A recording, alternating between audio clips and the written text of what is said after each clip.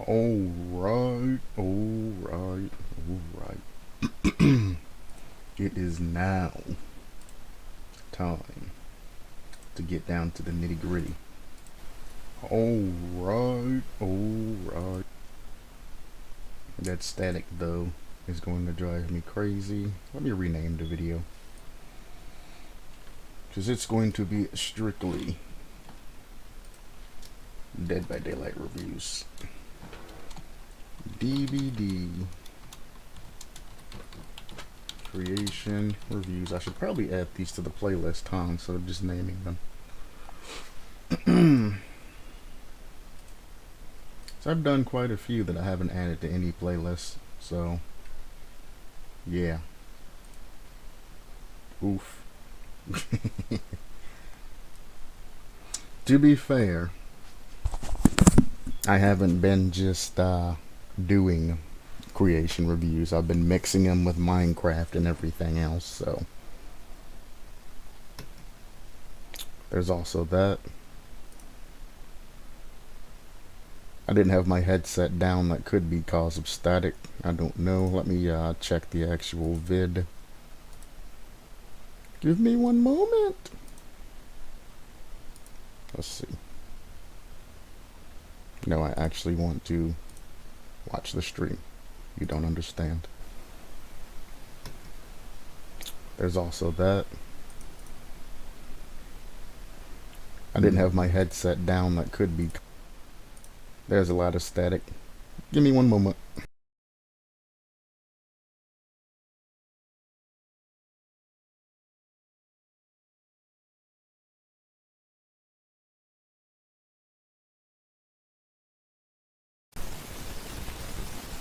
Alright, let's see if this is any better. That. Give it a second. There's a 30-second delay. And while I'm setting up, you know, how's everybody doing, etc., etc. Also, I have a general question. If anybody jumps into this video around this time, I want to know if you guys prefer any type of music or something in the background while I'm going over the creation reviews, just sort of like back noise, so you don't have to listen to static sounds and me coughing and having allergy problems and all of that. So a little feedback. I might try it today, play a little something on the side. I mean, it's going to be like Maple Story music or a non-copyrighted, in parentheses, non-royalty or royalty-free like music. I mean, non-copyrighted doesn't mean that it's royalty-free. And me. Oh god, it got even worse.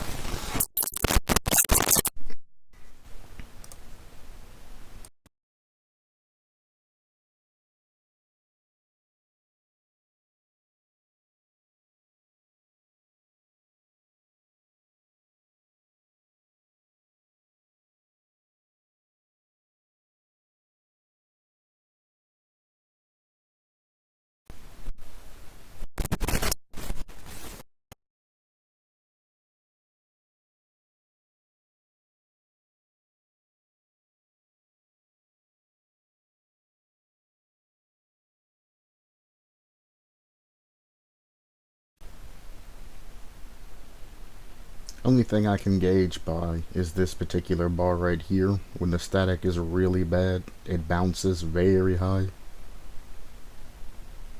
It's barely bouncing now, so it should be down to the regular static of my processor being beside me. I'm gonna give it 30 seconds to flush all of the other bad content out and see if we can go from there.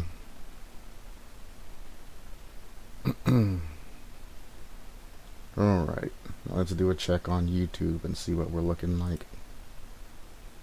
It's barely bouncing now, so it should be down to the regular static of my processor being beside me. I'm gonna give it 30 seconds to flush all of the other bad content out and see if we... Alright, we're good. We can go...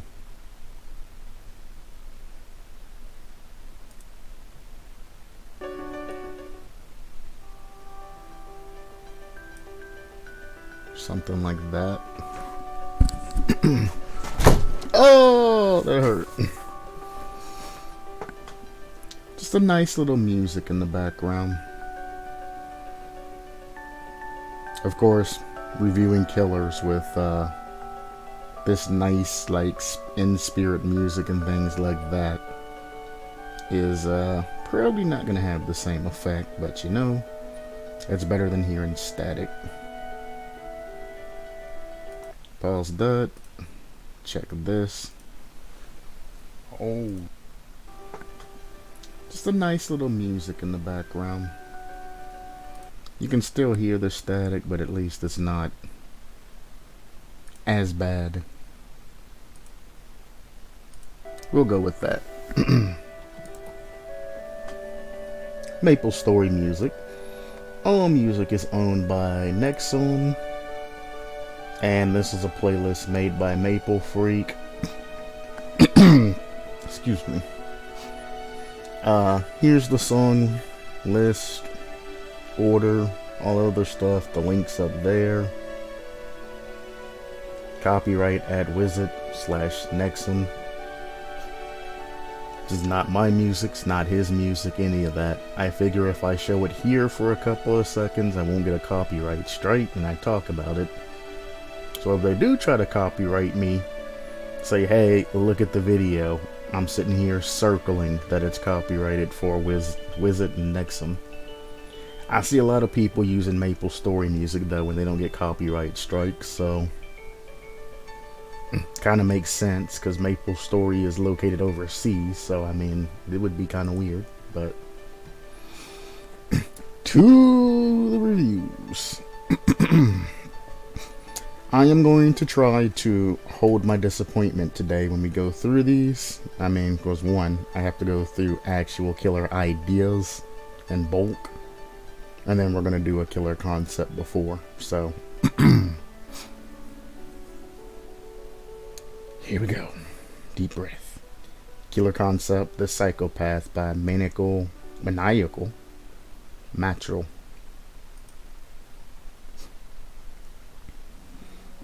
Isn't the Psychopath technically Legion? I don't know. Anyway. The Psychopath. Weapon, stainless steel kitchen knife. Didn't even give the man carbon fiber. Tear radius 12 meters. So it's supposed to be a, well, he actually has an overview. Let's read the overview.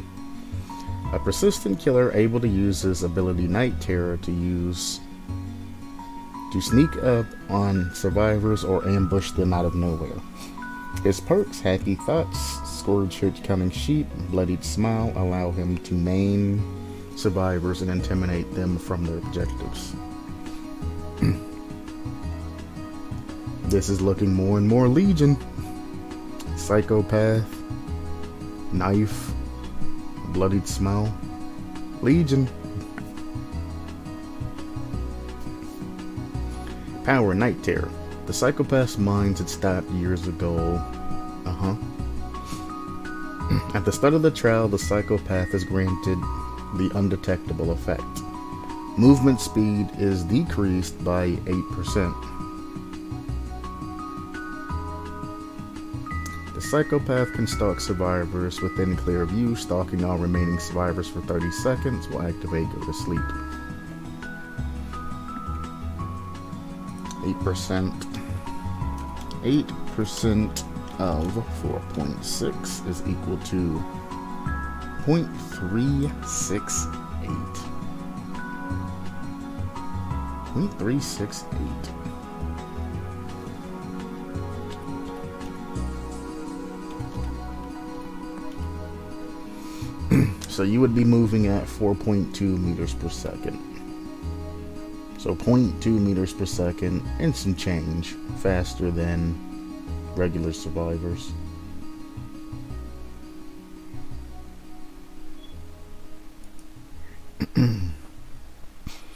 Now my question is, without reading the Go to Sleep and all of that, just from what I've seen thus far. One, If you have a decrease in tear radius to 12 minutes, 12 meters, then what's the point of incorporating the slowdown and the undetectable status effect and things like that? If you come within 12 meters of a survivor with your reduced speed, which will probably be changed, but let's say you stay at that 4.2, it's going to take you like 3.7, 3.8 seconds to get to a survivor as soon as they hear your tear radius. Within the next 3 seconds, boom, you're there.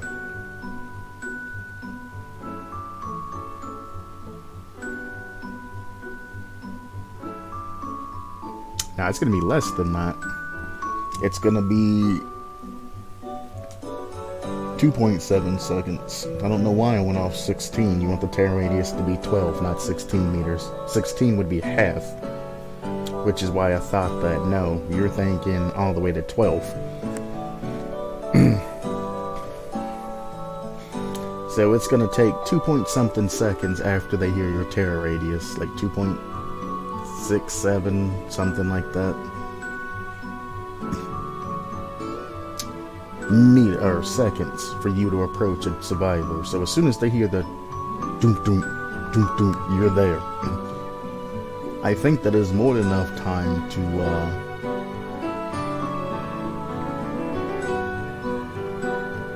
well, it says movement speed's 4.6. So now you got me all jacked up.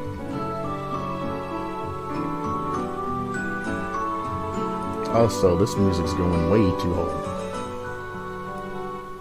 Chill out, Maple.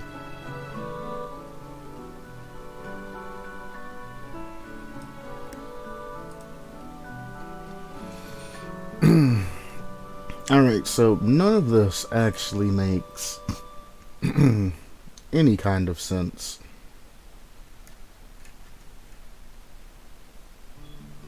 Tear radius is 12 meters, base movement speed's 4.6, but you apply the undetectable status effect and then slow the killer down while he's in essentially a stealth mode.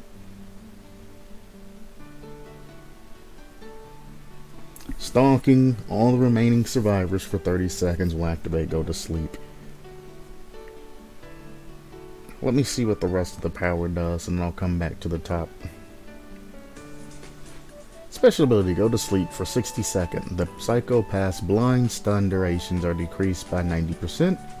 All survivors suffer from the oblivious and exhausted status effect, which again gets rid of tear radius.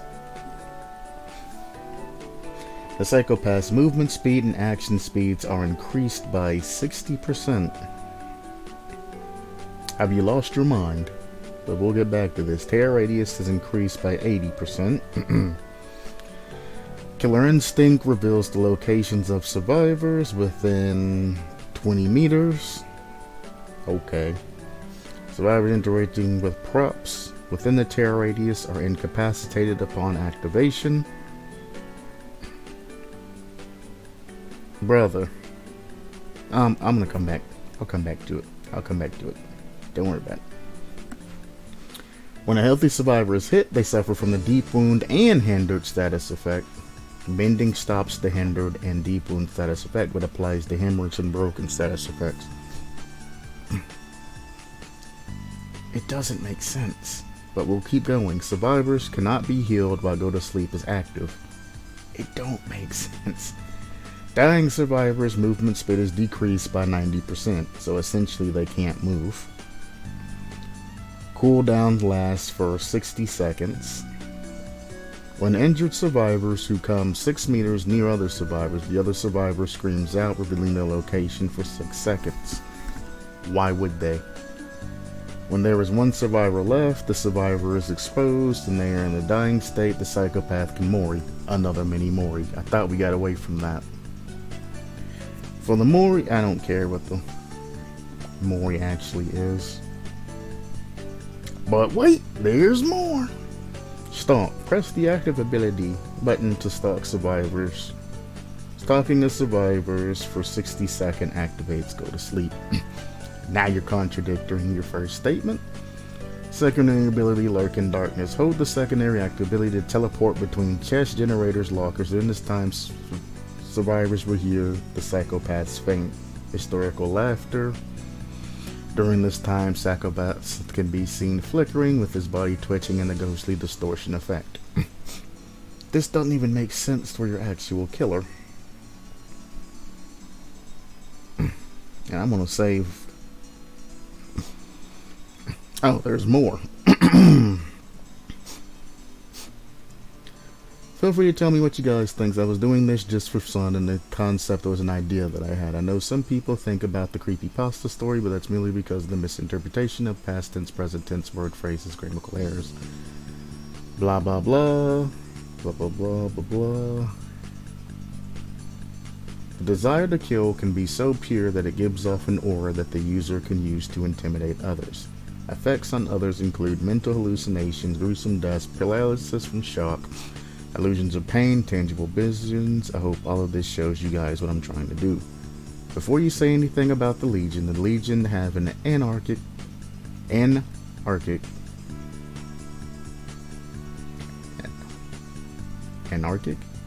That's not how you spell that. POV of life.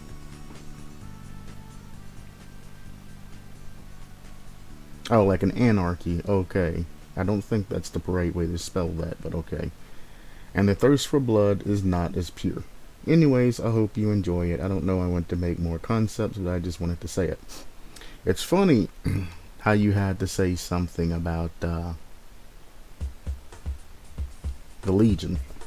Because that's exactly what I pulled up. Everything that you said is essentially taking Legion's look and everything else, and then making him more bloodthirsty and more buffed. The problem is, the way you went about doing this is very sloppy and contradicts itself multiple times.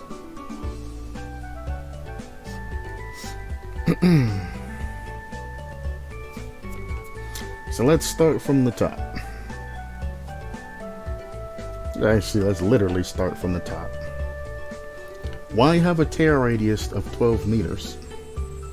And then a base movement speed of 4.6, and then nerf him here, and then super buff him all the way here? That makes no sense. And by super buffing him and increasing his tear radius by 80%, you are increasing his movement speed by what? Was it like 60%? How much was it? It was something ridiculous. 60% movement and action speed. I think that's ridiculous. What? It just don't make sense. It just don't make sense. It's not balanced. But anyway, starting from the top. Tear radius. Why not just make it 32 meters? Like everybody else in the game. 32 meters. It's not a range killer. It's not anything like that. I mean, he has the ability to teleport, but I'll get down to that when it comes. Keep it the same. 32 meter tear radius. If you want to go the 24 with the base, you know, movement speed reduction, fine. But you shouldn't go anywhere below 24. Especially because your power is all about stalking people. The way you only have a 12 meter tear radius, remember, it only takes you a couple of seconds to get on survivors. Boom. And then all you gotta do from there is just stay there and stalk. You're not giving the survivors any type of chance to escape from you. Plus, you're undetected from the start.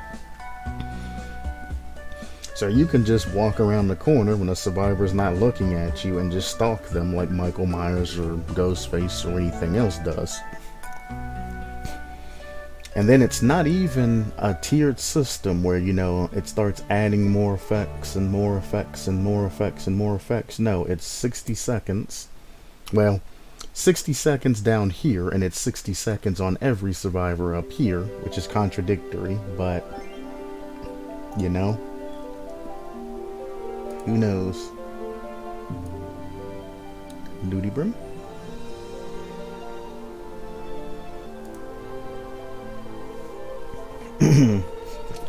So I know the music don't match. Leave the tear radius at like 32 or 24 minimum. But I would say 32 base movement speed being 4.6 is just fun.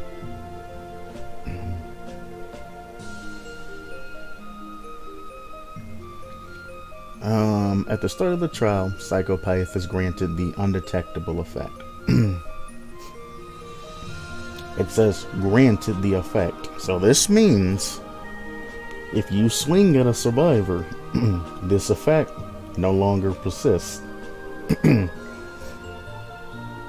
And your movement speed goes back up to 4.6. And you still keep the movement speed penalties. So the way this is worded, the undetectable status effect goes away, the movement speed penalty stays. And this stays until you get the 60-second effect. Say, look, the Psychopath can stalk survivors within clear. Stalking all remaining survivors for 30 seconds will activate go to sleep. Then you scroll down.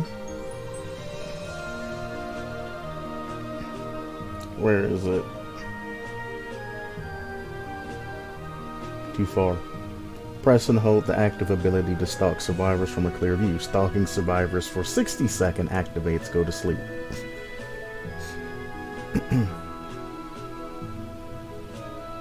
What is it? Is it stalking all the survivors together in a cumulative 60 seconds? Or is it 60 seconds on each survivor? Or is it 30 seconds on each survivor? Or is it a mix of both? Whether you stalk all the survivors for 30 seconds, or, I don't know. Actually, that don't even make sense mixing them together. So which one is it? Is it stalking every survivor for a total of 60 seconds? 60 seconds cumulative? 30 seconds accumulative? Which one is it? I don't know what I'm trying to balance off of, because I don't, you're not making any sense.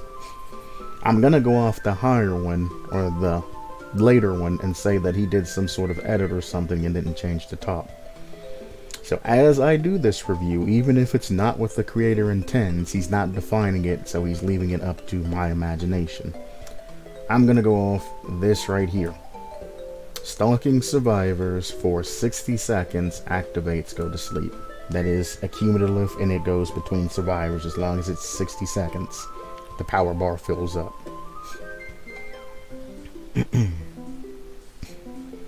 I'm also gonna set a limit, just for balancing purposes, on my own. It doesn't matter if you're stalking multiple survivors at once, it's just a 60-second timer. So stalking all 4 at the same time does nothing to increase stalking meter or stalking bar. Because it's not defined, so hey, I'm gonna throw a monkey wrench into it. 60 seconds in general.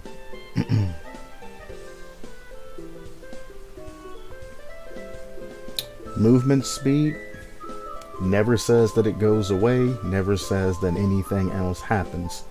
So this movement speed by base is the entire game. So you should start by making the base movement speed, whatever the math came out, was like 4.236 or something like that. So make its base movement speed 4.2 meters per second and get rid of the movement speed decrease. Completely remove that.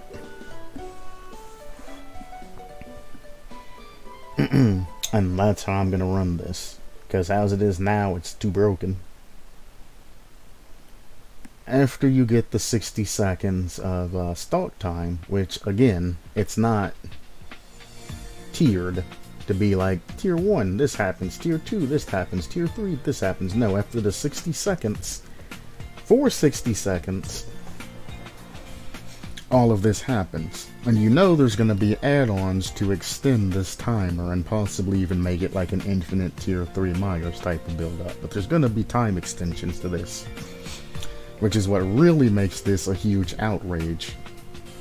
For 60 seconds, if you blind or stun this killer, it's essentially useless, because the max amount of time you can get out of a blind is 3 seconds. Even stun wise, I mean, you can get like, I think like 5 seconds if you play your cards right with a stun and you're running the correct perks and using the methodologies and things like that.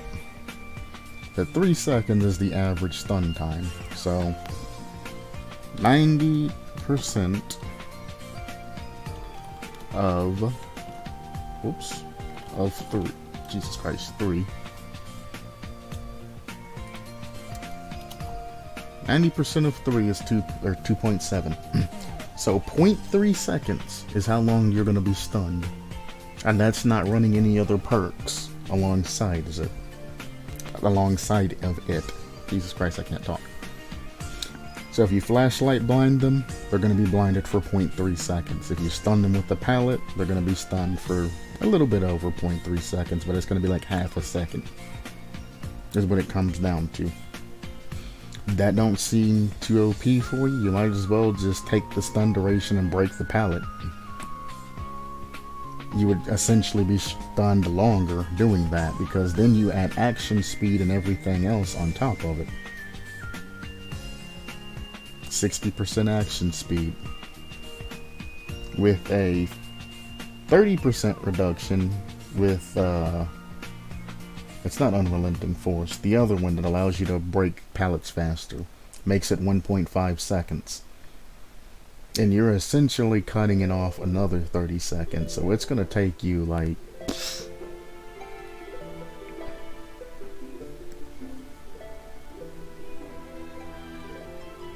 like 0.75 seconds? Something ridiculous like that. To break pallets? It's just going to explode when you touch it, essentially. Tear radius is increased by 80%. Let me show you how ridiculous this is. It's not even 16. 60% of 12 is equal to 7.2. You would have a 19.2 tear radius increase. That's nothing. And because of that 19.2 tear radius increase, you're going to do 60% of 4.2 is equal to, you're going to have 6.72 speed and a 19 second or a 19 meter tear radius.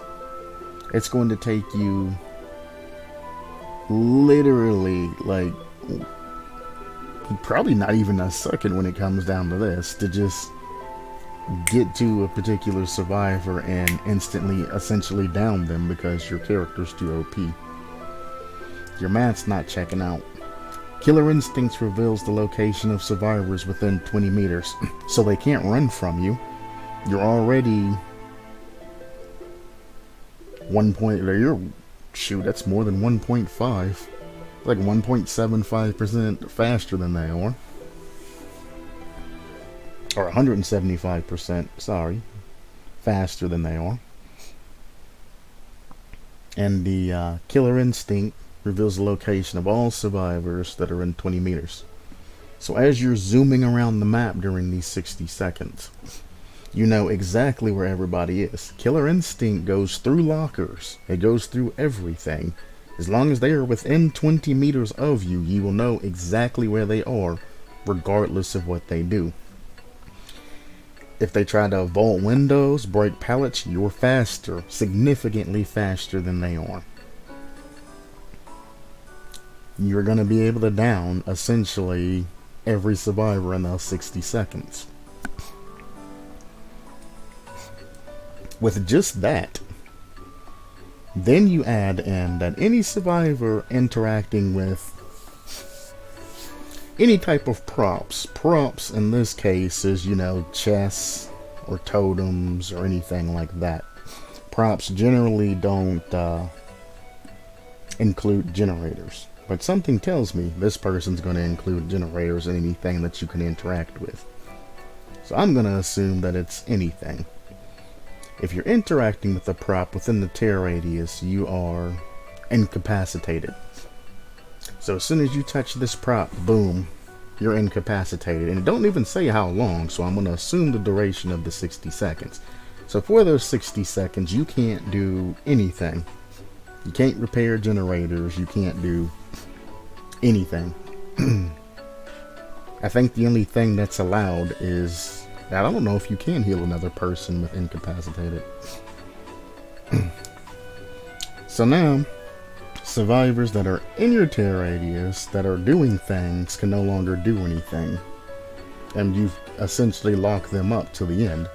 So even if you aren't just running after particular survivors to down them, all you have to do is run by every generator.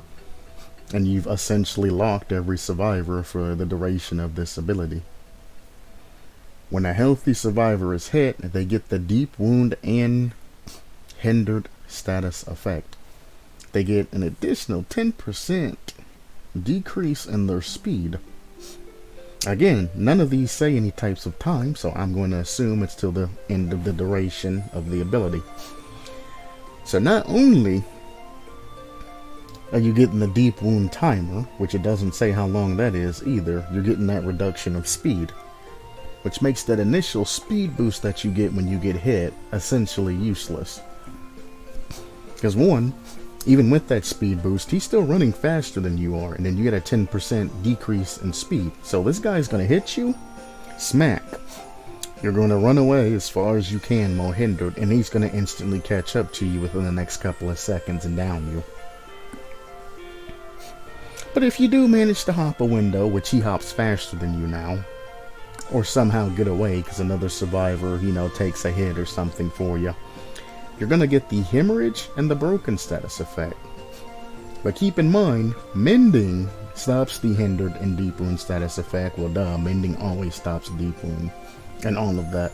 But how are you supposed to mend in between slaps? You're in chase, but you can't run because you're hindered.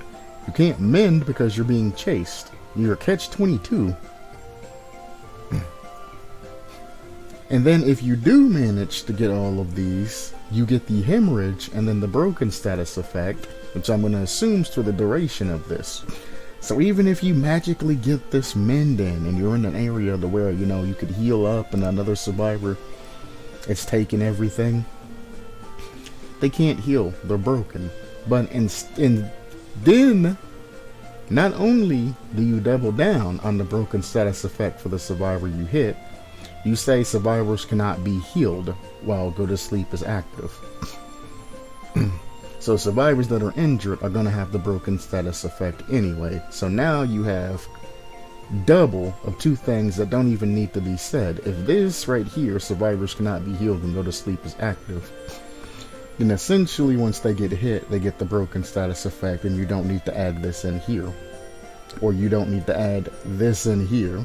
Unless you want it like overlining. If you want it the entire duration, take this, remove this, because they're already going to get the broken status effect. So now you have deep wound, hindered, hemorrhage, broken, incapacitated, like every single status effect. You're just throwing and throwing and throwing. Then when you do knock the survivor down, which you're going to every single time, their movement speed is decreased by 90%, so they can't even move. If you ever gotten hit by the perk knockout, I think is the name of the perk, and you get that concuss effect and you try crawling, you literally move nowhere. Nowhere at all. You move like an inch a second. All of this together, I could understand if this lasts, if this effect comes in once a game, once a match. You get buffed for 60 seconds, and all of this happens to survivors. I could get around it. I mean, it still need a lot of nerfing and things like that and rebalancing. If this was a one-time deal, we could talk about this. But you have the nerve to make the cooldown only last for 60 seconds. You realize that if you have a survivor that you've already hit and have applied all of these status effects and everything else to that you're chasing, all you have to do is just stop and re-up your ability after a minute, or knock this survivor down and go and find another survivor. A minute cooldown is absolutely positively moronic. But then, if your injured survivors come within 6 meters of another survivor, the other survivor screams out, revealing their location for 6 whole seconds. Then all you have to do is walk over to the general area that they are, and if you're within 20 meters of the survivor that screams, you're going to know exactly where they are. So it just changes. Then you have the nerve to say if there's one survivor's left, you can mori them. On top of all of this other crap, you have the nerve to throw out a mini mori.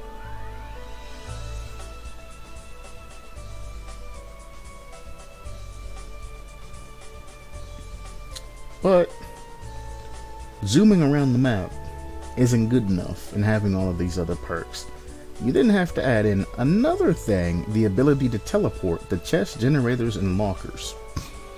So now, you just teleport in, it takes X amount of time, and while all of that's happening, it doesn't matter if the survivor runs from you or not, because they're still going to be within 20 meters, and the killer instinct's going to reveal their locations. They can't hide in lockers. They can't do anything.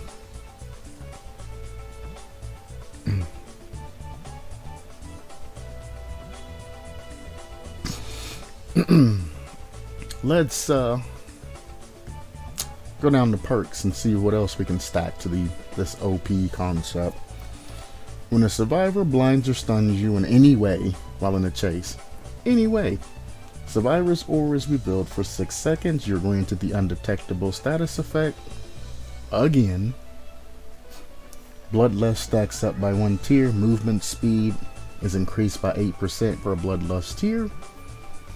And at tier 3 Bloodlust, hitting a survivor gives them the mangled 50% healing penalty and the exhausted status effect for 60 seconds. Oh, and survivor's perks don't affect happy thoughts, by the way. This perk always exists on top. Like, what kind of... I said I wasn't going to get tilted, but come on. This was made to tilt me. What kind of moron tries to introduce perks in a system of killer like this? This is a joke. It's an absolute joke. This is a mockery of the game and a mockery of its systems. Scourge Hook. When a survivor is unhooked from Scourge Hook, gain a maximum of 4 tokens. For each token, movement speed is increased by 4%. So, that's an extra 16% movement speed on top of the 60% movement speed there. So now you got 76% extra movement speed.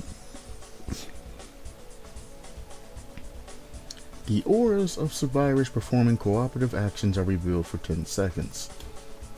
Well, sucks if 2 people are on a generator, or sucks if somebody takes somebody down from a hook and heals them, because this killer's gonna come steamrolling in. When you down a survivor with the basic attack, all survivors within your tear radius scream, revealing their auras for 6 seconds. Those survivors are blinded and exhausted for 30 seconds. Survivor perks do not affect. My guy, the perks that you have here don't even stack that well with the killer concept that you have. You're literally just jamming same status effects on same status effects. Like, this is an absolute just dog water killer concept from start to finish. You only have 3 posts, and the first post you put, I mean, look at this. When I say you should clearly define everything, I don't mean just jam as many things as you can into one thing. Now I am gonna leave a concept because this is fucking just no.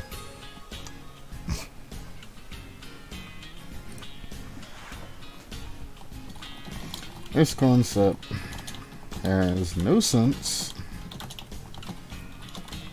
Concept has no sense of balance.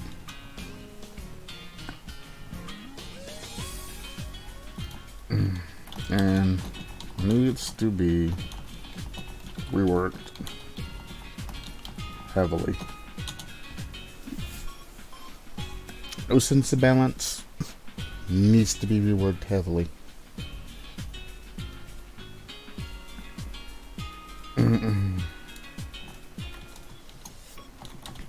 And recommend visiting the perk or the it's a wiki, right? This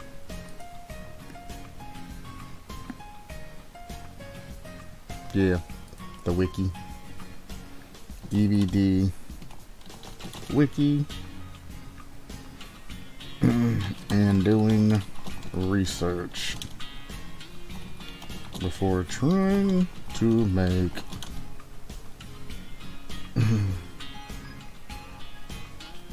heck, even before doing that, visiting other killer concepts, because I would love to see a survivor concept by this guy. I'd recommend visiting other killer concepts, the DVD wiki, and doing research about the game's mechanics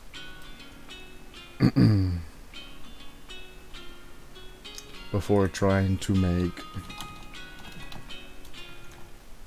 a concept.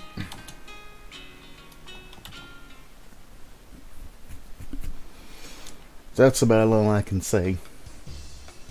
It's been up here since 12/2. Well, at least this was edited December 2nd. And got reposted December 5th, which is yesterday. I was hoping somebody else would reply back and be like, "Guy, what the fuck?" But I guess I'm gonna have to be that guy.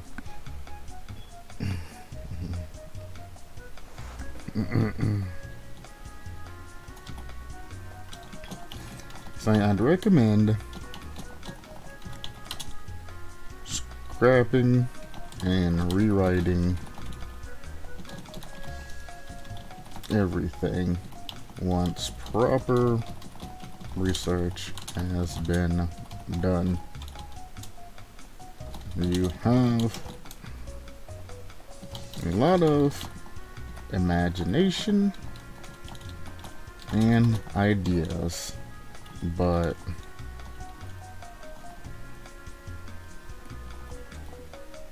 you're missing the proper ways to implement them. And no, I'm not giving him any type of ideas or anything like that on how to implement this. You can't implement this because there's way too much. Just said you can use a Michael Myers tier system and get some of this into the finished concept, but you're not going to be able to fit all of this.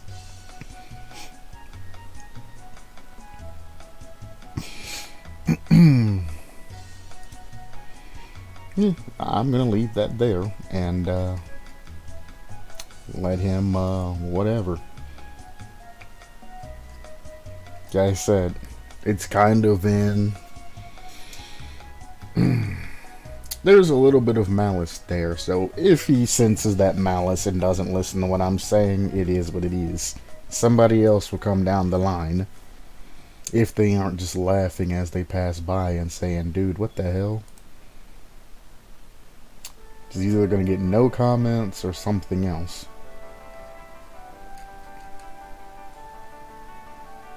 This is where I stopped last time. It remembered. Not clicking on YouTube videos. Character, the mute. The mute able to send out a series of wires that go over a distance up to 48 meters that inflict a disrupted effect on survivors from one level.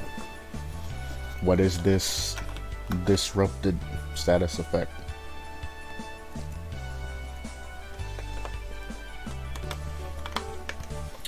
This causes survivors to be slowed slightly, hindered, and afflicted with blindness. Hindered and blindness status effects. Easy. If they are hit with disruption, hindered, and blindness status effects, again, the slowest effect is amplified and are now oblivious. Finally, the last level causes the exposed status effect.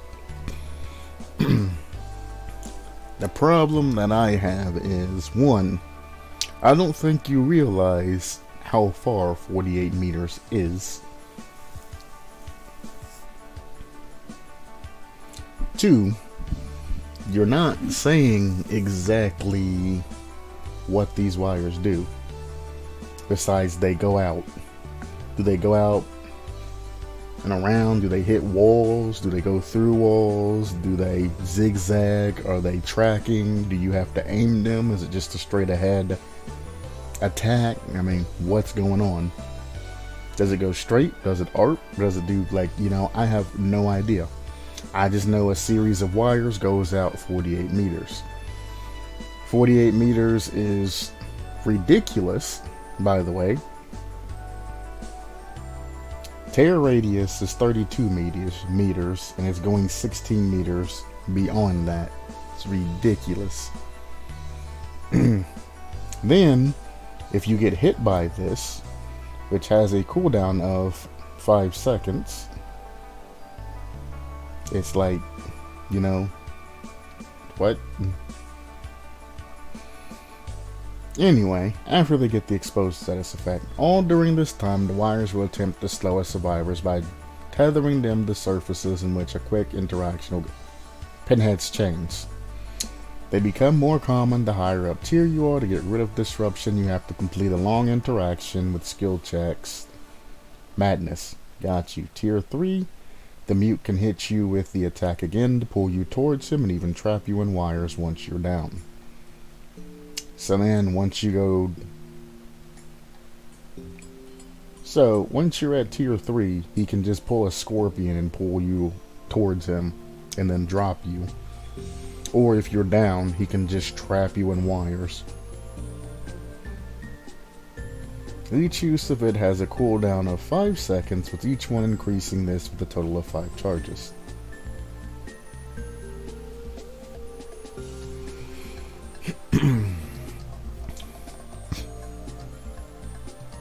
What? So it's pinheads chains. They go out exactly like the chains. It doesn't say that they're controllable, so I'm assuming it's just gonna go in a straight line 48 meters. It's not gonna go through anything or anything like that. So if you're hit by it one time, you're slowed and get a whole bunch of effects. The hindered and blindness. You hit again, you get the oblivious status effect. You get hit the last time, you get the exposed status effect. All the while, anytime you pass by any surfaces, the wires will just grab hold of them and try to keep you there, and you have to pull yourself off. So super OP pinhead chains that give you different status effects. That's what I'm getting from this. Perks: if your aura is detected or a location is revealed, gain the undetectable status effects for 60 along with survivor's aura. Get rid of hidden gaze. Neurosis. Blah blah blah blah. You become obsessed. The hex can only be cleansed by the obsession, who can detect it 12 meters away. The hex causes any survivor within 12 meters of the obsession to scream and reveal their aura. Hinders them. 30% repair and speed. I'm not going over this. No, get rid of it. Suspended fright. Scourge hook. Upon hooking Survivor, 3 of the most progress generators are locked for 100 seconds. 3 though? 3. How many posts does this guy have? 5. Oh, it's Star Creator 101. That makes so much goddamn sense. Mr. Half-Baked himself. The guy that tilted me the other day with his piece of shit, like... Between Star Creator and Interneti. Boy. Just boy. I'm gonna make this clear now. Anytime I come upon a post created by Star Creator or Interneti, yeah, it's like entity, but it's Interneti. Anytime I come to any post by any of those two, I'm going to immediately skip them. I'm not doing any more reviews for them. Even if they ask me personally, or even ask to pay me $1,000 to do a review over them, I will refuse. I am done. I am washing my hands and throwing them both into the garbage. They are the detritus. I'm not doing it.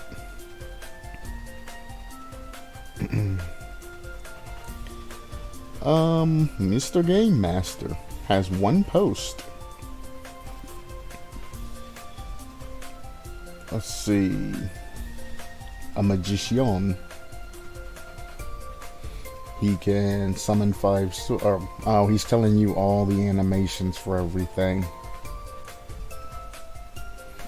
Power basket trick. The first part of the power is an alternate version of his basic swing, where holding the second action button charges his sword swing. After charging, he swings horizontally, able to hit 3 people in front of him. In Leatherface's chainsaw arc. I like the idea of the recoil being longer if you hit an object instead of open air. Okay. I mean, it's a charge attack that does a swiping motion that can hit multiple survivors. That's not that great because generally you're only going to be after 1 survivor at a time. And survivors generally don't stand next to each other.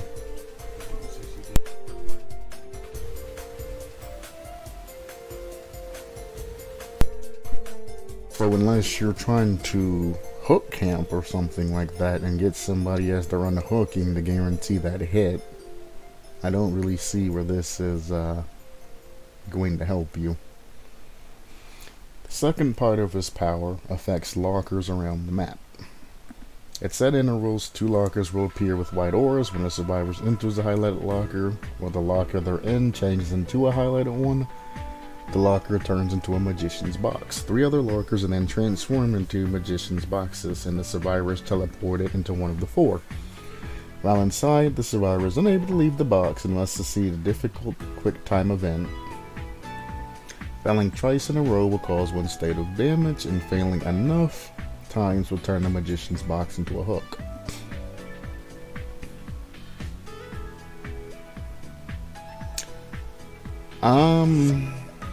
Essentially, survivors have to open the correct box. If they open up the wrong box, the blades are going to come out and damage the survivor. If the magician picks up the survivor out of the correct locker, he can then, pick them up regularly and hook them on a hook.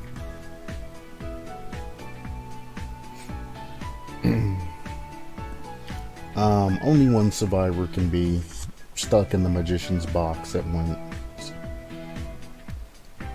The issue you're going to have here is you have 2 powers. A long swinging arc, and then a magician's box and lockers. So any survivors that see that they're up against the magicians are just going to not hop in lockers. And this power and ideal that you have gets hard nerfed by Iron Maiden. Why would I worry about all of this other bull crap when I can just run Iron Maiden, and when a survivor hops out of a locker, their location's revealed and they're exposed when it happens. You know what I'm saying? Like, why am I playing all of this guesswork and all of this other crap when I can just get an instant exposed walkover and slap said survivor?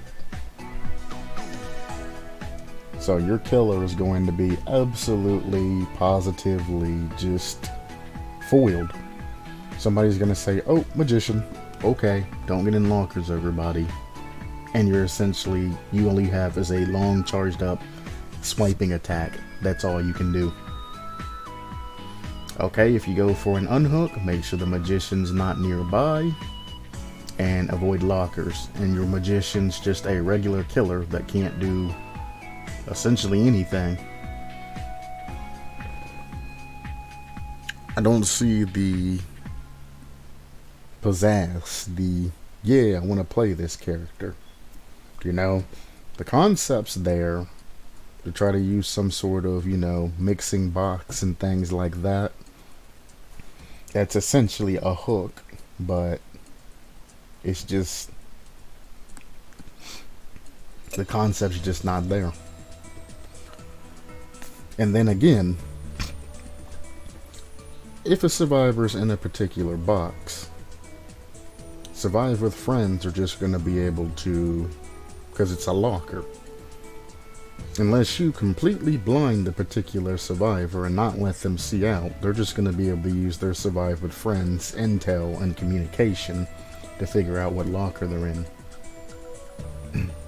So there's that as well, that you're going to have to encode and program and all of that.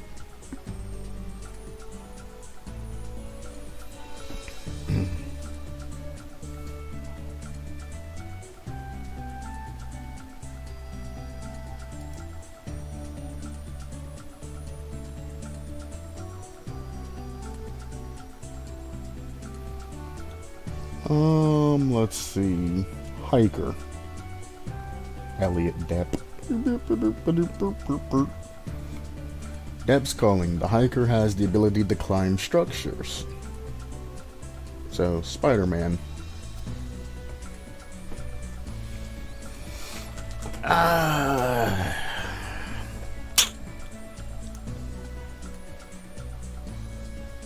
mean, he's essentially Batman. He hangs above surfaces, he camouflages, and then he drops down on survivors. Problem that you're going to have with that is you're going to literally have to, well, essentially chill in one area and hope a survivor comes through. He tried to make it nice by giving a slam attack. Anybody near the slam attack goes into a dying state. But the problem is,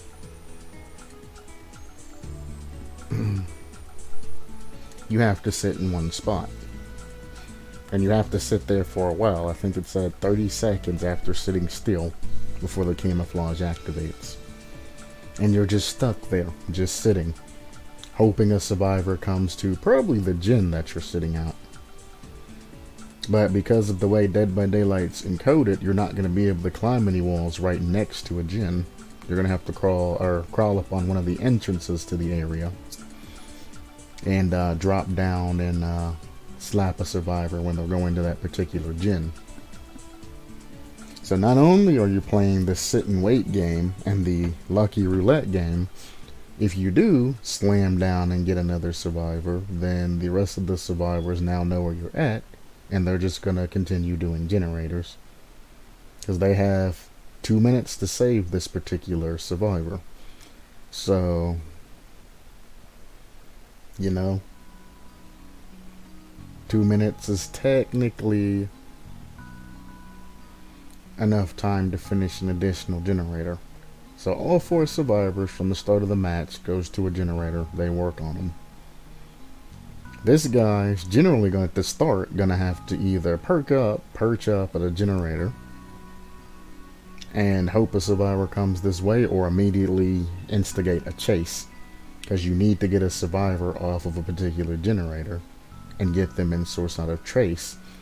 Then you're going to have to predict where they're going to run and their pathing and things like that, and perch up, wait for them to come through, and then slam them. Or you're just going to be running after them like a regular killer. The only power that you have afterwards is camping power.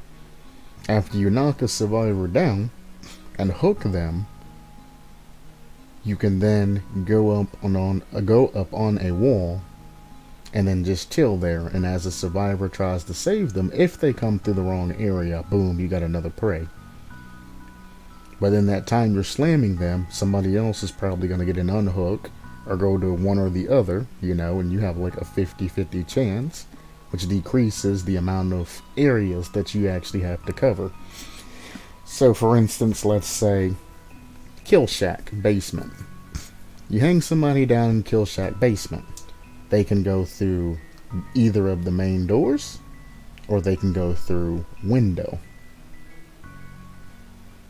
And you have a 1 in 3 chance of slamming a survivor as they walk through any of those doors. Now granted, if they go into the basement for an unhook, you're probably going to get a free slap on them on their way down by following them in. But if you don't follow them and try to set up another area and try to slam them as they're coming out and things like that, again, you're leaving it to RNG and chance. Eventually, survivors are going to catch on to the methodology and where the climber can actually, or hiker can climb and do his slams and things like that, and he ain't going to be worried about it. Now, he can do his slam attack from perched inside of the Kill Shack window. He can do that. But one, he can only do that from one direction, so either window out or window in. If he does window in, he could technically cover that door and the window if he's running add-ons. It's not enough length if you're doing it. That's Amora. That's the love song from Maple Story. Anyway. Well, I don't know. The name of the place is like Amora or something like that. Yeah, Amoria. It's where you can get married at in Maple Story. But anyway, the hikers and things like that's power's not really that great. It gives them the ability to climb up windows and things like that, but I mean, the slam ain't strong enough. You need something else. Perk-wise, next time you chase a survivor, after a brief fatigue period, the survivor suffers from an exposed status effect for 25 seconds. What does this even mean? Healthy survivor. What does this mean? After a brief fatigue period. What does that mean?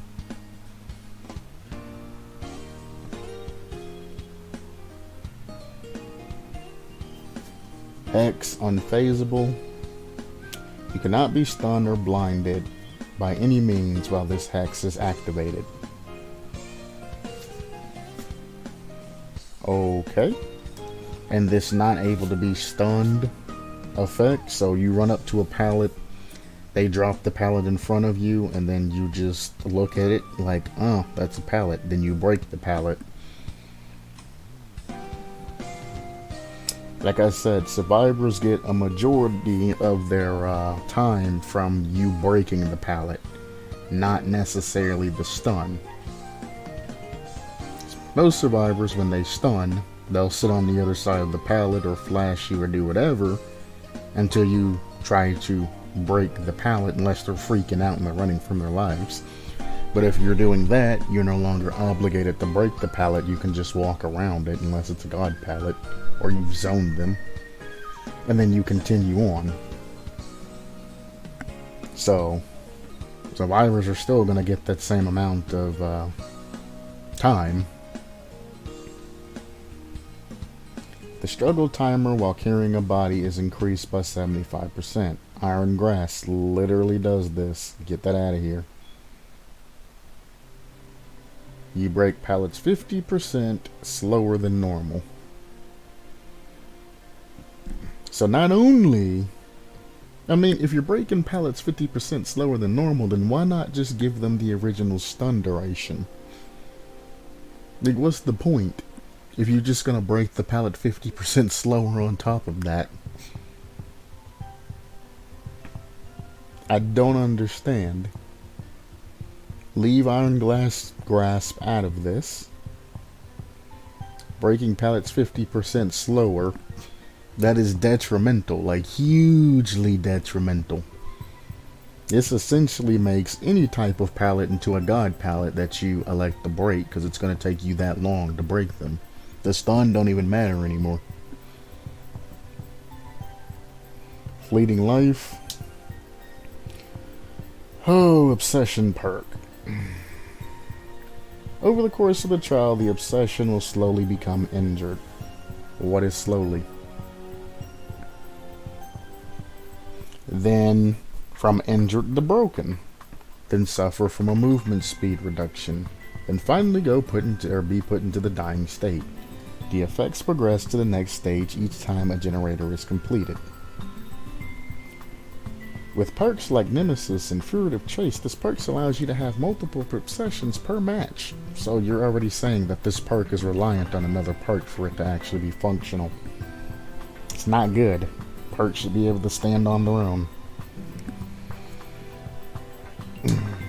If the obsession works on at least 2 generators, 0, 1, 2 generators that get completed later in the match, and heals at least one survivor, a new survivor becomes the obsession. No survivor may be afflicted with this perk more than once per trial. Well, you just nerfed your own perk at the end. No survivor may be afflicted with this perk more than once per trial. So, running the Nemesis and Furtive Chase and all the other stuff to where you can transfer obsessions, once they get it and get rid of it, they no longer can be affected by it. So, I mean, you know, it's not that great. One person runs as the obsession the entire match, and then somebody runs Decisive Strike, or whatever, midway through when it starts to affect them, and then they take it for the rest of the game, and then everybody fixes their things and leave. I personally would just run Rancor and just have the ability to just straight up Mori the survivor. They get exposed and they're able to be moried at the end of the game. And their locations revealed, I think, is actually part of that too for a small period. So just run the Spirits perk and you can get all of this that you're looking for here at the end of the trial. Because this is going to take a very long wind up. And if they transfer that, you essentially have to restart on another person.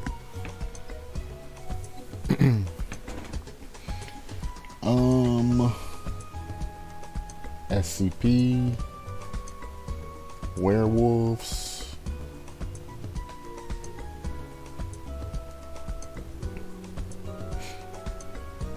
I mean, I ain't gonna lie.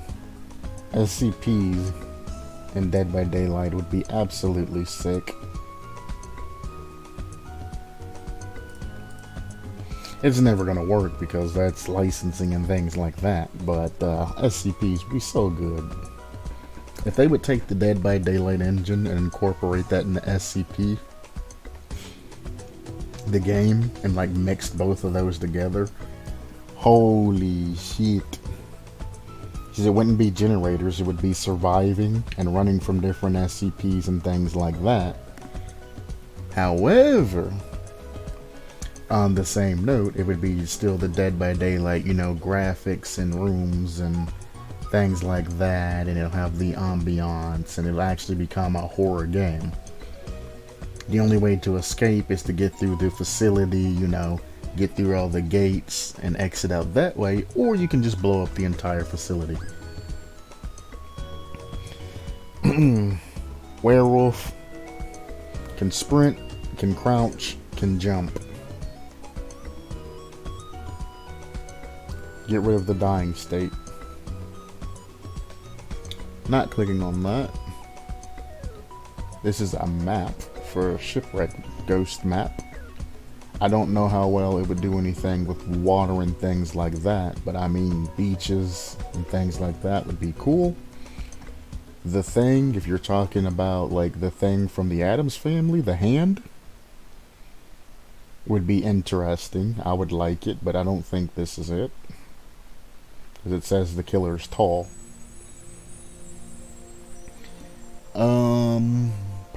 Perks. Looking for powers. I don't see a power there. Hex distrust, things about that.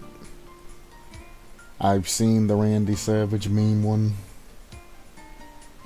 Elements, I went over.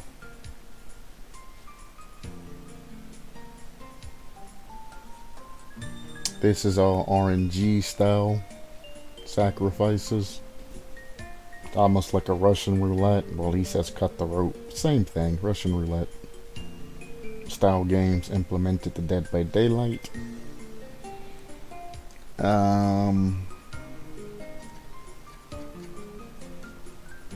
Absolutely not. I think it's time we bounced out of here. Bounce like my checks did back in the day. Before I got this paper. Before I got paid, you know.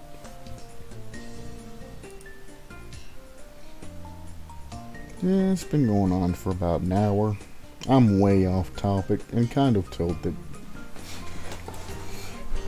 Let's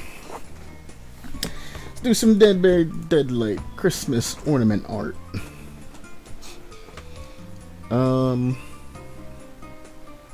You meet the tally marks, which are little skulls. You made a hex totem, but you're missing the wrappings and stuff that goes around it. And you made the front page with the trapper with his back turned, and then the marks. I mean, it's better than I could do, so I respect it. But I mean, what can, like, how much can you do on an ornament? I mean, I've seen some, like, heavily detailed ornaments before. But nothing, you know, handmade and handcrafted. Especially with what looks to be paint and marker.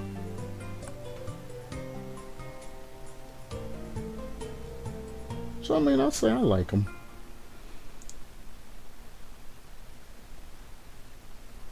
Yeah, I'll give you a vote up. I like them. You should give the pig her Christmas present by making her an ornament, because god dang, she's non-stop getting ragged on. Oh, there you go. Perk icons and most likely charms. Charms would do very good. Small things like that. I like your idea, sir. Charms hang like this originally, so there you go. They look nice, don't get me wrong. I might seem pessimistic, but I do like them.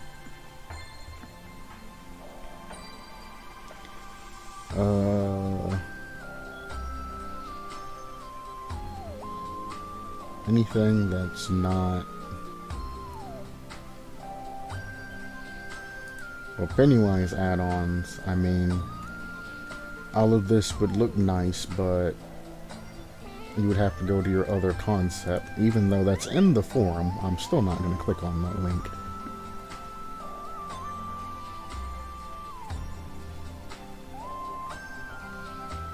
Yeah.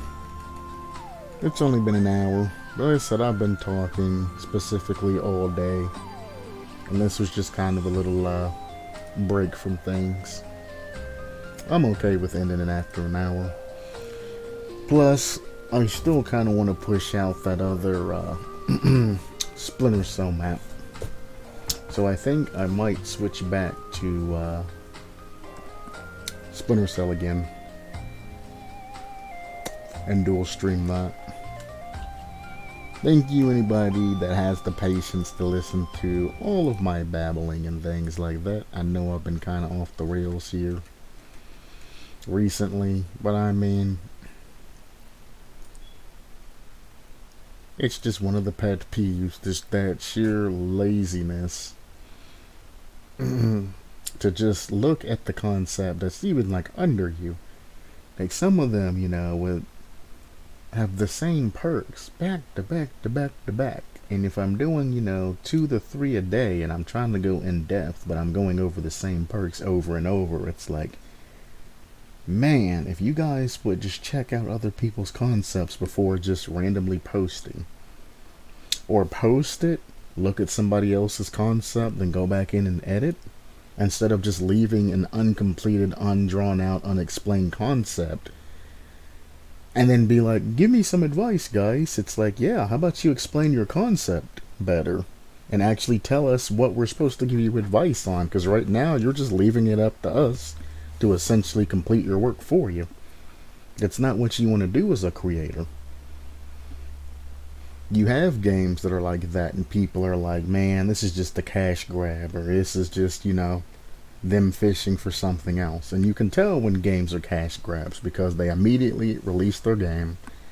The base campaign is like 3 missions long, and then they open up a workshop that lets the players design content for each other. And it's like, bro, you literally just created a map creator or a scenario maker, and it's not good. I mean, there's AAA games that rely on that, but I mean, generally they do back up with a little content and a couple of updates here or there before they leave you high and dry. One of the main like AAA well-known titles would be the Super Mario Maker franchise. They created a story mode, that has, a decent amount of content and things like that. You're building the castle on Super Mario Maker 3. And it's decent, but I mean, it's kind of removed the individuality that each of the Mario games had before. Not the Super Mario Makers, the previous one, the OG games. Sure, they were essentially the same, the run, jump, and things like that, but there were different things in between them that made them unique. Now the Super Mario Maker 3 jams all of those concepts together, gives you a, 100 maps maybe, something like that, story mode, which you build the castle and all of that, and then they say, hey, go out and make your own maps. Go out and play the community's maps, things like that. If you watch walkthroughs on it, people were beating, most of the missions within, a couple of days, 2-3 days. They were already through the list because, it's a Mario map. It's not going to be that long. I think like 10 screens or something like that's the limit. So it's like, it's not going to be that long because they don't give you a lot of room to actually create. I mean, it is a lot of room, especially if you have, the talents, but I mean, it's still limited in that aspect. It's just short Mario map. And if you throw 100 short Mario maps that last, 2 or 3 minutes tops, then you come down to the, somebody who plays the game an hour a day gets through 30 missions like that, and it's like, dang, there's an hour there, that's 30 missions, another hour, 30 missions, another hour. Next thing you know, they've beaten all the missions in 5 hours, but they've played, a decent amount of money because you got to pay for the Switch, you got to pay for the game, and then you got to pay for the online. And you pay all of this money for it, and you get a, 5 to 6 hour game, and then you have to go online and play other people's creations. Nintendo then, put out a couple of their maps, not a lot, but each individual Nintendo company put out a couple more maps online. Cool. But I mean, that's still not content. I mean, the game's already gone. Nintendo's already left Super Mario Maker 3 sitting in the dust. It's not getting any more updates or anything like that. It's gone. Until Super Mario Maker 4 comes out and they elect to try to squeeze this initial idea for the maximum amount of money. And creators will still keep buying the game because it is new creation tools and things like that, but eventually you get that cap. Like the Call of Duties that are coming out nowadays, they're not of great quality anymore. And it gets very sad when people are, die-hard Call of Duty fans and they buy each and every game. The only saving grace is there's 3 different companies that make Call of Duty games. So if you don't necessarily like a particular Call of Duty game, you can wait or skip that particular year and pay the other 2 years. Or if you're just like straight Treyarch, you can play a Call of Duty game like once every 3 years or so. 2 or 3 years, because I know they've been cooperating with other people and really running the market. Treyarch has. So it used to be every 3 years. It's probably like every year or every other year now for Treyarch. And it's like you just wait for those particular Call of Duties and you can continue on doing essentially what you want, etc., etc. But Call of Duty, reuses cutscenes and areas and assets and things like that every other year. So, you're getting the same content essentially, but you're just getting new content. Super Mario Maker makes the players do it. Call of Duty just does it themselves. So that's the difference between them. At least they're doing something to keep themselves relevant, as opposed to letting the community support itself.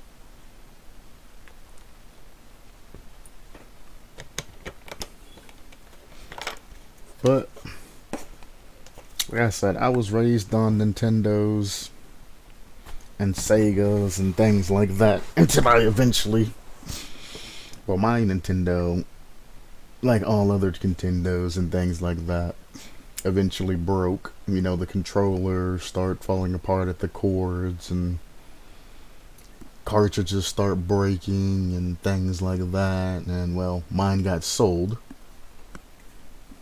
or given away. So, yeah. Another things that most parents don't understand. If your son, daughter, whatever, is playing video games all the time, keep in mind that that is their coping mechanism. You don't just sell or throw away their video games to try to get them off the video games. You don't ground them from their video games for an extended amount of time. You don't do that. If you're going to ground somebody, don't just say, oh, well, you made a mistake, you can't do this for something. Try to actually educate your child and actually show them, what you're talking about, as opposed to trying to enforce discipline that nobody understands and ends up being pointless. Because guess what? If your son or daughter is playing video games every single day, that's where their community's at. That's where the people they talk online to all the time. That's where their mental outlets are. That's how they get rid of their stress. That's how they get rid of all of that baggage that they feel throughout the day. And if you're taking that away from them for a week or 2 weeks or things like that, they generally tend to get depressed. They will get completely depressed. They'll stop talking to people. And then on top of being depressed, the family generally tries to force that particular individual to try to spend time with them and make them go outside and play with friends or whatever friends that they probably don't even have, to be fair. Everybody has friends, but nobody has friends that, that you want to hang out with every day of the week and, go out and do things like that. No, you have people that you hang out with because, they're there. And you ain't got nothing to do that day, so you say, fuck it, and you go.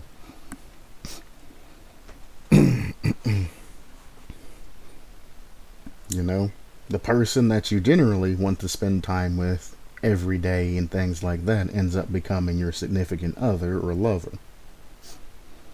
So those of you that love to ground your children off of video games and things like that might want to think twice, because you're going to end up making your child either depressed, commit suicide, or something like that, because they're missing out on the things that you particularly are getting from, work, or talking on the phone, or getting on Facebook, or texting, or calling, or going out to nightclubs and things like that. They have no interest in that crap. Their nightclubs, getting on virtual reality, talking to people, having a good time, shooting memes out, things like that, having fun. Or they play a particular game every day that they really like and are trying to get good at. A week off from that can completely ruin all the progress that they've done for 6 months. Can be completely deleted from a week off of a game. They will fall so far behind if it's a daily ranked game. Gone. So that week of, well, you gotta see on your homework, you can't play video games until you get that grade up, or something like that, which generally is like a month or something like that, or that reduced time. You're generally getting rid of all the progress that they've already done up to that point. So then when they are able to play, they end up playing way too hard and burning themselves out, which is going to create a lot more undue stress. The millennial generation understands this more than, the boomer generation and the other generation and things like that. Our parents, the grandparents, things like that. They didn't have this connection to the internet like we do. They do now because generally we introduce them to it, but they don't know how far the rabbit hole goes. And they never will, because they'll never understand what the internet can truly do and what it's actually like. You ain't gonna find a lot of older individuals, going around talking to other people, joining communities, and shooting the shit and doing all kinds of other shit, or the trash talking that you get, and the bullshitting, and the different emotion sets and things like that. They don't understand that, hey, we're in the digital era now. Just going out and talking to somebody face to face, why waste the time, money, gas, and all of that when you can just hop online, have this same chat, standing face to face, VR, face to face, the same things, sitting, jumping, talking, moving, having a good time, and if things get bored and the conversation gets stale, you start up the game and then you talk about that shit. Everything has become so far advanced, you can have, 100 people in one chat room, getting together, having a party, doing things like that. To get 100 people together in real life requires planning, requires a lot of bullshit that a lot of people, and you're not going to get all 100 people there, because somebody's going to end up being busy or just not wanting to go, or the weather's going to be bad or something like that. As long as you have internet online, you can get a hold of everybody. And they stay as long as they want to stay. As soon as they don't feel like dealing with people anymore, they log out. Then they can go do whatever they want to do on their own. When you get done dealing with people in real life, you have to kind of get to that point to where, you're going to tell everybody that you're leaving soon, things like that. Everybody has to give you their ending statements. There's always some asshole that tries to extend the conversation another 15 minutes and all that, and then you eventually have to go. Then you gotta walk out to your car, drive your car all the way back to your house, and go through all that rigmarole. And like I said, older people will never understand the values of the digital era. They're not capable of it. They were raised differently. They were raised, a hard day's work and do whatever you need to do to get anything done. While everybody else is like, well, while you're out there busting your ass doing all of this, I can just press a couple of buttons and be in the same position that you're in now. You know, there's no point in going out hurting myself and, you know, eating ramen noodles weekly and things like that when I can just go online and apply for something to get some sort of aid.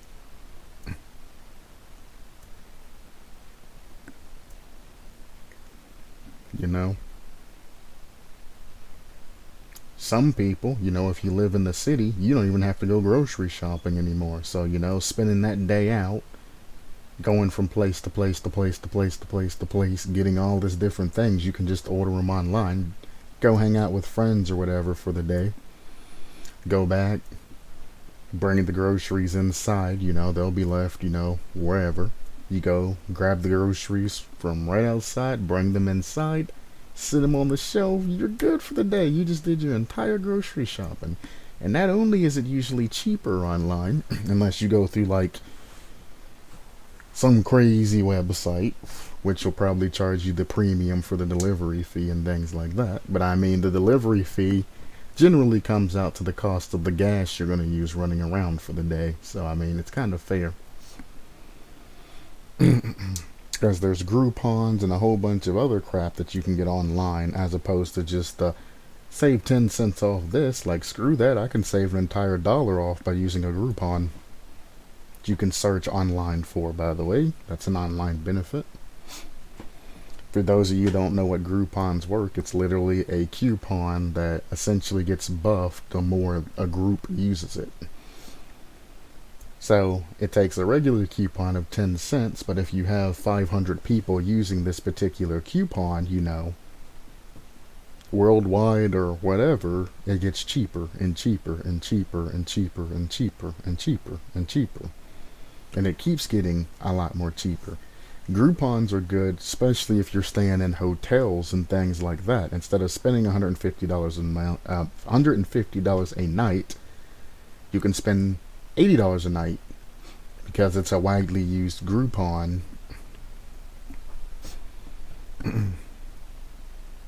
So, I mean, like, you know, the digital era, as of now, has no known limits.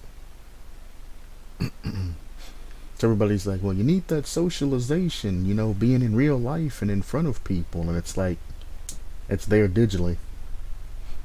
It really is. You can learn more about a person digitally than you can face to face. Face to face, people put on a front.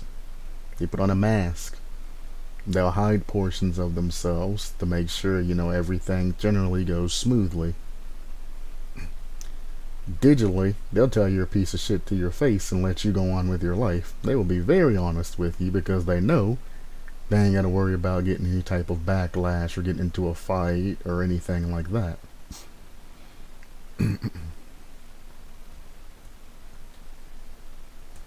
So,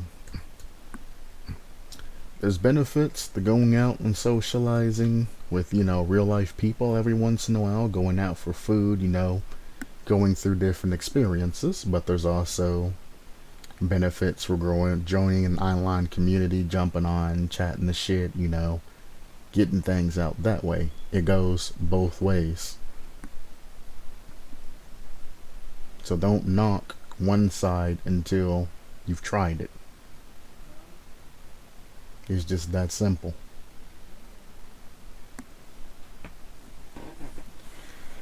Either way, I am done doing concepts here, and since the actual review was kind of lackluster, and I kind of want to play Splinter Cell, I'm going to leave things here. Hey Galanonim. The only Call of Duty I played was a single player one. Oh my. Oh, World at War. Yeah. But my favorite, Medal of Honor. Heck yes. Knew I liked you for a reason. I love the Medal of Honors. I would love to play it again. Definitely. I love the Medal of Honors. It's a shame that they're not really around anymore. I guess the closest thing you'll get to Medal of Honor now is Battlefield. Which, I mean, ain't too terrible, but it's not the same. Thanks for stopping by. I appreciate you. But yeah, I'm about ready to hop back over the Splinter Cell. I figured I'd get this review out actually on time for once, around 12, as opposed to like later in the day or anything weird like that.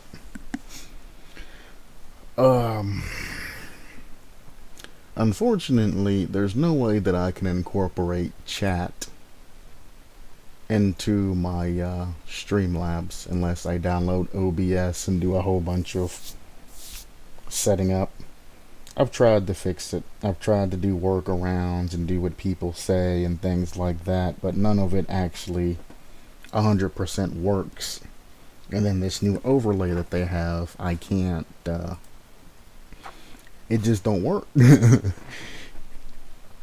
It just don't work.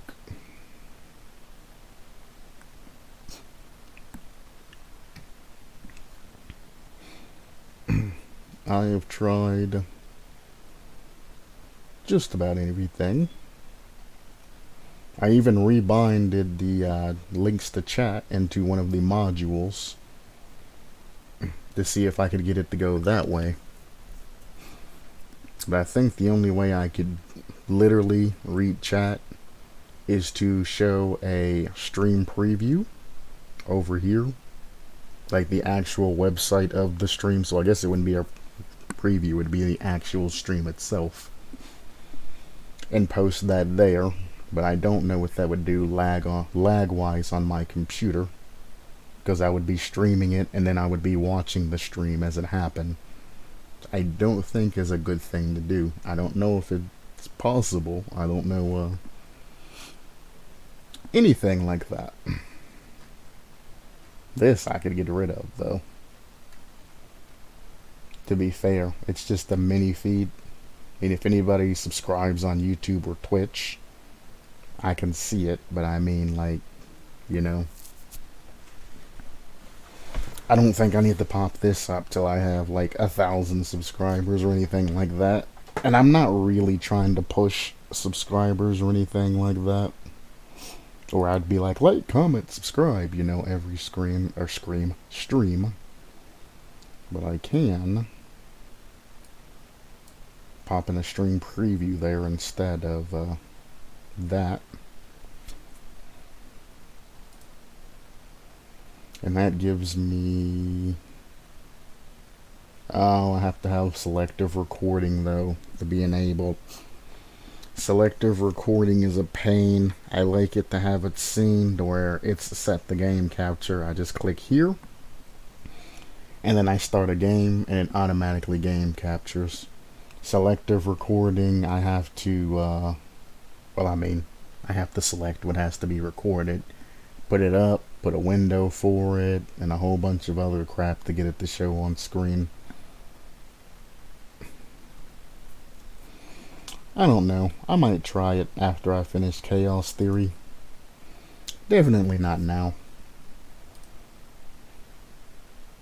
I mean, yeah, I'm missing out on chat, which is supposed to be shown here. And then there's an overlay, which I've shown before. That's there, which I can also make solid and move around. This overlay is supposed to pop up over games that I'm playing, and then I could see chat as it pops up on screen. Unfortunately, it doesn't work like that, which causes a lot of issues, because if I could make this overlay always be, you know, on top of everything, on top of the game, everything else, and it actually worked.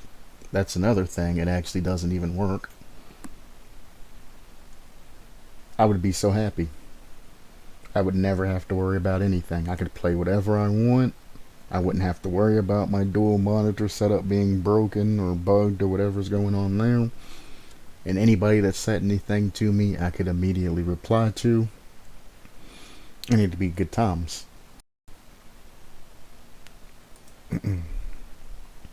So, I'm going to end this stream. immediately start a stream. At the beginning of the stream, I do sound checks and things like that, so if anybody texts, I can see you at the beginning of the stream. After that, though, I do my sound checks and start the games, etc., etc. I no longer can see chat.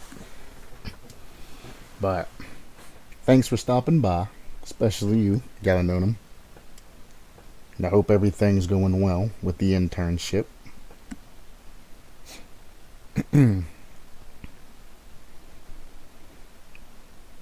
Holy cow.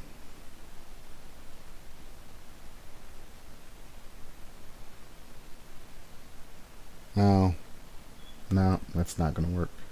Never mind. Thanks for stopping by. I'm gonna go switch over to Splinter Cell. I should be ready within the next 5 or so minutes. I'm gonna go ahead and start the stream now. Put it on the starting soon stream. Probably restart the Maple Story music I had up before. Bet you guys didn't know. If you got a son and or a daughter and you walk into their room and they close tabs, if you press Control Shift and T, it'll pop up the last tab that they closed. And you can keep pressing Control Shift and T to keep popping up tab after tab after tab after tab that they closed. So if you're trying to catch your child doing something they ain't supposed to be doing, if it's pornographic images or something like that, look past it. It's natural, especially when you're a teenager or anything like that. I'm talking about like if your kid's looking up like ammunition or anything crazy like that.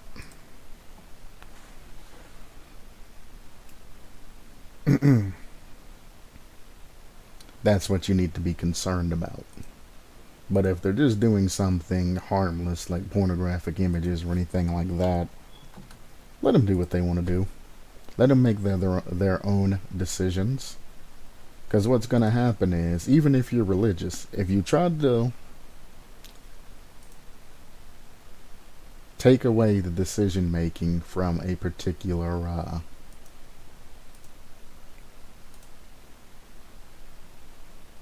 ooh, I got alkalates. If you try to take away the decision making from your son and or daughter, they're going to end up doing it anyway. They'll take the you being mad at them for whatever amount of time it is, and then they're going to turn around and do it again anyway. No matter what you do. You can pay them not to, you can beat them not to, you can do whatever, or discipline them. You can take them, you can make them write a 1,000-page essay. Guess what? They aren't going to care. I love how this still says Rocket League. I technically played Rocket League, but I need to change this back to Splinter Cell. Actually, you know what? Can I dual stream? No, I can't dual stream. I can dual stream, but it's gonna be real broken. So, alright. I'm gonna end this here. I'm gonna set up the next stream. Like I said, I will be in Twitch and YouTube chat until I get the game and all that going. So if anybody wants to say anything to me before I start, I will be there to reply. Until then, if you're out for the day, I appreciate you stopping by. If you're not, while I'm setting up the next stream, supplement your lifestyle and get ready for what's next.